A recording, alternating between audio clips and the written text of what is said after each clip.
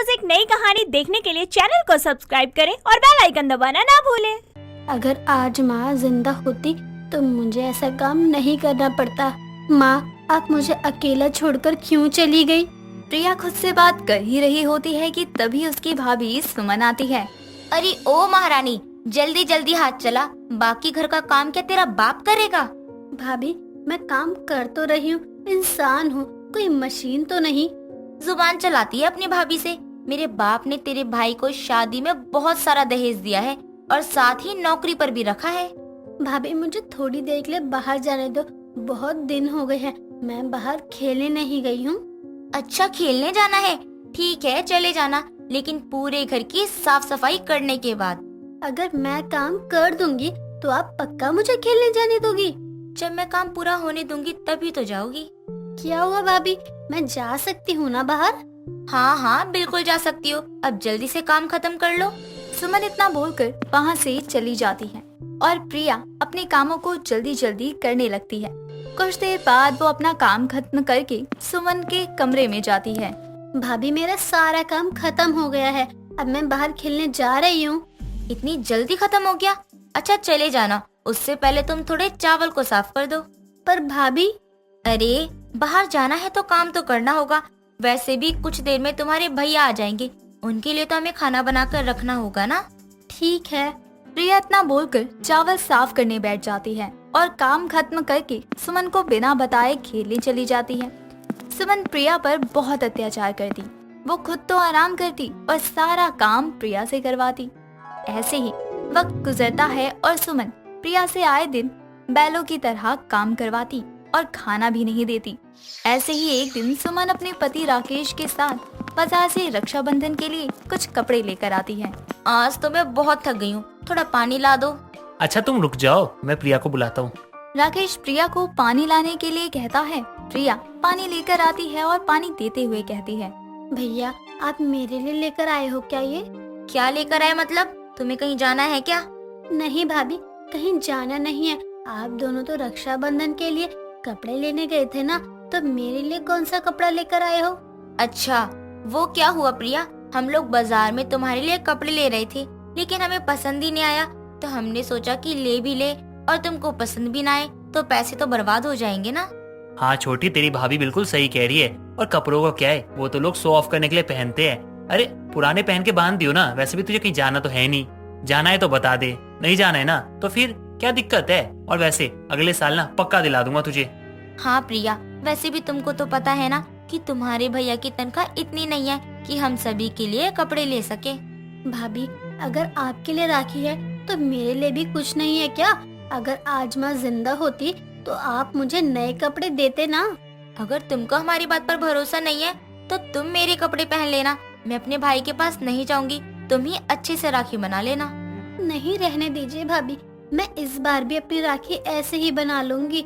मुझे तो रक्षाबंधन से मतलब है, वैसे भी मेरा भाई तो मेरे पास है, आपका भाई दूर है, आप खुश रहो बस। प्रिया इतना बोलकर वहाँ से चली जाती है।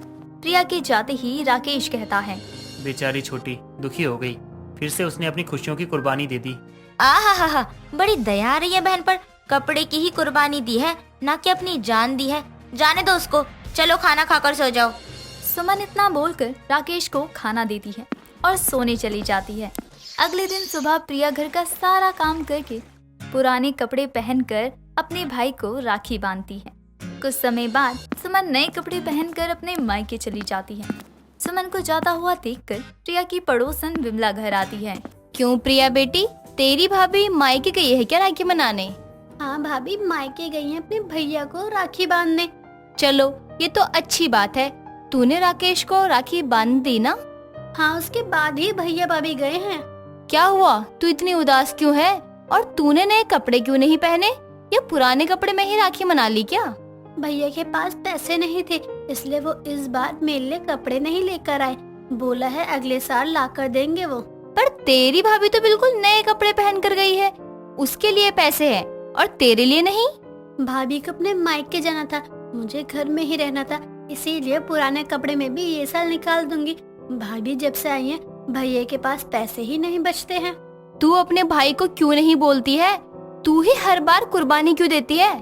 नहीं, मैं उन दोनों के लिए खुश हूँ। घर में लड़ाई झगड़े से अच्छा है कि मैं अपने भैया भाभी की बात मान जाऊँ। आखिर वो भी तो मेरे लिए इतना कुछ करते हैं ना। बेटा, ये मर्द जात होती ही ऐसी है, बीवी के आते ही उसके इशारे पर नाचने लगते हैं। लेकिन तू चिंता मत कर, एक दिन तेरे भाई को समझ आएगा कि तेरी खुशी उसके लिए बहुत जरूरी है। अच्छा चल, मैं चलती हूँ। विमला इतना बोलकर अपने घर चली जाती है। ऐसे ही वक्त गुजरता है और एक दिन प्रिया घर में आती है और रसोई में खाना लेने जाती है। जब वो रसोई में खाना देखती है तो सारे बर्तन खाली होते हैं। रसोई में बस एक ही रोटी मिलती है। वो सुमन के कमरे में जाती है। भाभी आप सो गई क्या? नहीं, बोलो क्या हुआ प्रिया, तुमको कुछ चाहिए था क्या? नहीं, वो मैं पूछ रही थी कि आपने खाना बनाया है क्या? रसोई में खाना ही नहीं है। अच्छा, हमें लगा कि तुम आज घर नहीं आओगी तो तुम्हारे लिए खाना नहीं बनाया। एक काम करो, रसोई में देख लो, कुछ मिल जाएगा तो खा लेना, वरना सुबह जल्दी तुम्हारे लिए बना दूंगी। भूख तो अभी लगी है मुझे। देखो प्रिया, मेरे पेट पे बहुत तेज दर्द हो रहा है, वरना मैं अभी तुम्हारे लिए खाना बना देती। लेकिन अगर तुमको मुझ पर भरोसा नहीं है तो चलो, मैं तुम्हारे लिए खाना बना देती हूँ। कोई बात नहीं भाभी, आप आराम करो, मैं पानी पीकर ही सो जाऊंगी। वैसे भी ये कोई पहला दिन तो नहीं कि मैं भूखी पेट सो जाऊंगी, ये तो हर दूसरे दिन होता है। प्रिया इतना बोलकर रसोई में जाकर पानी पीती है और सोने चली जाती है। दिन बीतते हैं और सुमन प्रिया के लिए एक रिश्ता लेकर आती है और प्रिया के पास जाती है। प्रिया, मैं तुम्हारे लिए एक बहुत खुशखबरी लेकर आई हूँ। क्या खुशखबरी है भाभी? आप अपने मायके जा रही हो क्या? अरे नहीं नहीं, मैं तेरे लिए शादी का रिश्ता लेकर आई हूँ। बहुत ही अच्छा लड़का है, तुझसे बहुत प्यार करेगा वो। अच्छा, ये खुशखबरी कम और दुख खबरी ज्यादा लग रही है। हट पगली, ऐसे थोड़ी ना बोलते हैं। लो देखो लड़के की फोटो, बिल्कुल सलमान खान के जैसा है, बहुत पैसा है इसके पास। पर भाभी, इसकी उम्र तो बहुत ज्यादा लग रही है। आप मेरी शादी एक अधेड़ उम्र के आदमी से करवाना चाहती हो? अगर वो अधेड़ उम्र का है तो क्या हुआ, बहुत पैसा है इसके पास, बहुत अच्छा लड़का है ये तो हमसे दहेज भी नहीं ले रहा है। भाभी, मैं भी इंसान हूँ, कोई भेड़ बकरी नहीं कि आप मुझे किसी के भी साथ बांध दो। मैं इस बारे में भैया से बात करूँगी। प्रिया, तुमको तो पता है कि तुम्हारे भैया के ऊपर तुम्हारी शादी की जिम्मेदारी है, और आज के समय में तुमको पता है कि कितना दहेज मांगते हैं लोग। हमारे पास इतना पैसा नहीं है, इसलिए तुम इससे शादी के लिए मान जाओ। सुमन प्रिया के आगे रोने लगती है, जिसे देखकर प्रिया उसकी बात मान जाती है और शादी के लिए हामी भर देती है। कुछ देर बाद राकेश घर आता है और सुमन उसको लड़के की फोटो दिखाते हुए कहती है, सुनिए राकेश जी, ये देखिए, प्रिया के लिए शादी का रिश्ता आया है। ये लोग बहुत अमीर हैं और इनकी दहेज की कोई मांग नहीं है। तुम पागल हो गई हो क्या? अरे इस बुढ़े के साथ मेरी बहन की शादी करवा रही हो? अरे मेरी बहन फूल जैसी, और कहा यह अधेड़ उम्र का आदमी। मुझे इससे कोई मतलब नहीं कि ये लोग दहेज ले चाहे ना ले, लेकिन हाँ, मैं ये शादी नहीं करवाऊंगा। और मेरी बहन ने बहुत कुर्बानी दे दी, लेकिन अब नहीं देगी। अब वो जो चाहेगी, जब चाहेगी, जैसे चाहेगी वैसा होगा। अगर इसकी शादी नहीं करवाओगी तो क्या अपनी बहन को सारी उम्र कुंवारी रखोगे? हाँ हाँ, रख लूंगा मैं अपनी बहन को घर पे बिठा के पूरी जिंदगी, लेकिन ऐसे आदमी से इसकी शादी नहीं होने दूंगा मैं। और हाँ, तुम भी ना मेरी बहन से इज्जत से और प्यार से बात किया करो। मेरी बहन कोई बकरी नहीं है जो किसी भी कसाई के हाथ में उसे सौंप दूं। राकेश और सुमन दोनों की बात प्रिया सुन लेती है और राकेश के इस फैसले को उससे बहुत खुशी होती है कि इस बार उसके भाई ने भाभी का साथ नहीं दिया और उसकी कुर्बानी होने से बच गई। दोस्तों, अगर आपको ये कहानी पसंद आई तो इसे लाइक करें, शेयर करें और कमेंट करके बताएं कि कहानी में आपको सबसे अच्छा क्या लगा।